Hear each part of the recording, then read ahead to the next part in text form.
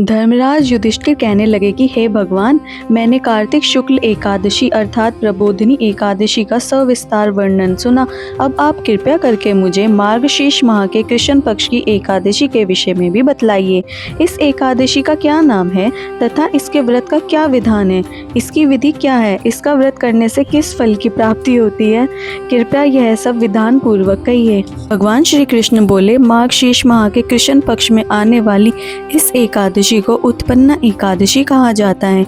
यह व्रत शंखोद्धार तीर्थ में स्नान करके भगवान के दर्शन करने से जो फल प्राप्त होता है उसके बराबर पुण्य मिलता है। व्रत करने वाले भक्त को चोर, पाखंडी, परस्त्रीगामी, निंदक, मिथ्याभाषी तथा किसी भी प्रकार के पापी से बात नहीं करनी चाहिए। इसका महत्व मैं तुमसे कहता हूँ, ध्यान पूर्वक सुनो। युधिष्ठिर कहने लगे कि हे भगवान, आपने हजारों यज्ञ और लाख गोदानों को भी एकादशी व्रत के बराबर नहीं बताया, सो यह तिथि सब तिथियों से उत्तम कैसे हुई, बताइए।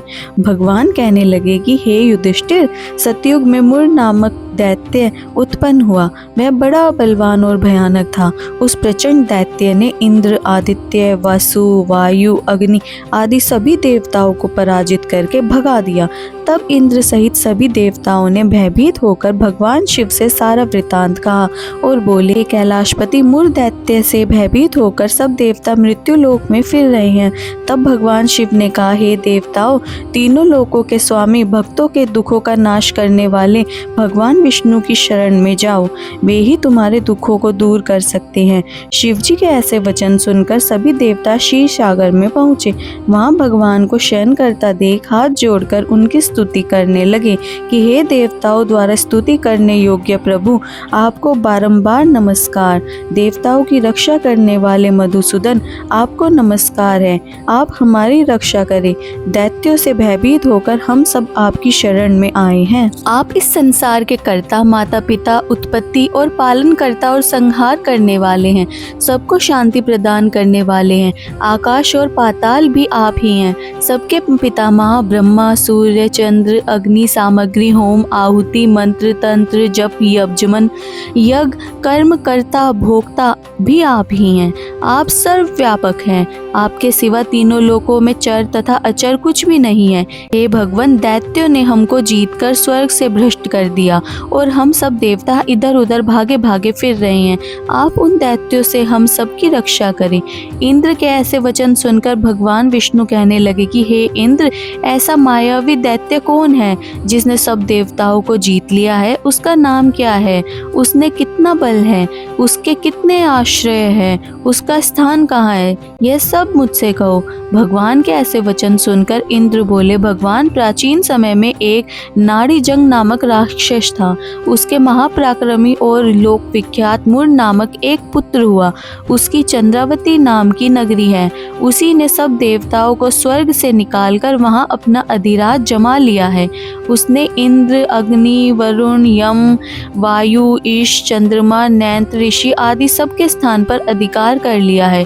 सूर्य बनकर स्वयं ही प्रकाश करता है, स्वयं ही मेघ बन बैठा है और सबसे अजय है। हे असुर निकंदन, उस दुष्ट को मारकर सब देवताओं को अजय बनाइए। यह वचन सुनकर भगवान ने कहा, हे देवताओं, मैं शीघ्र ही उसका संहार करूंगा।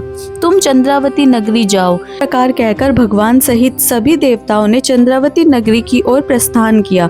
उस समय जब दैत्य मुर सेना सहित युद्ध भूमि में गरज रहा था, उसकी भयानक गर्जन सुनकर सभी देवता भय के मारे चारों दिशाओं में भागने लगे। जब स्वयं भगवान रणभूमि में आए तो दैत्य उन पर भी अस्त्र शस्त्र आयुध लेकर दौड़े। भगवान ने उन्हें सर्प के समान अपने बाणों से बींग डाला। बहुत से दैत्य मारे गए, केवल मुर बचा रहा। वह अविचल भाव से भगवान के साथ युद्ध करता रहा। भगवान जो भी तीक्ष्ण बाण चलाते वह उनके लिए पुष्प सिद्ध होता। उसका शरीर छिन्न भिन्न हो गया, किंतु वह लगातार युद्ध करता रहा। दोनों के बीच मल्लयुद्ध भी हुआ। 10,000 वर्ष तक उनका युद्ध चलता रहा, किंतु मुर नहीं हारा। थककर भगवान बद्री का आश्रम चले गए। वहाँ हेमवती नामक सुंदर गुफा थी। उसमें विश्राम करने के लिए भगवान उसके अंदर प्रवेश कर गए। यह गुफा 12 योजन लंबी थी। उसका एक ही द्वार था।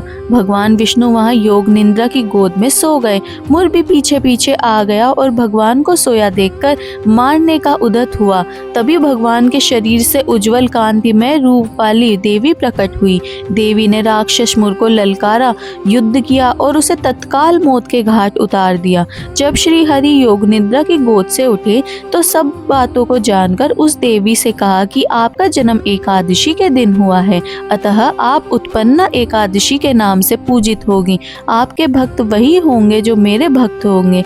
जय श्री हरि। श्री हरि की कृपा से आपका दिन शुभ हो।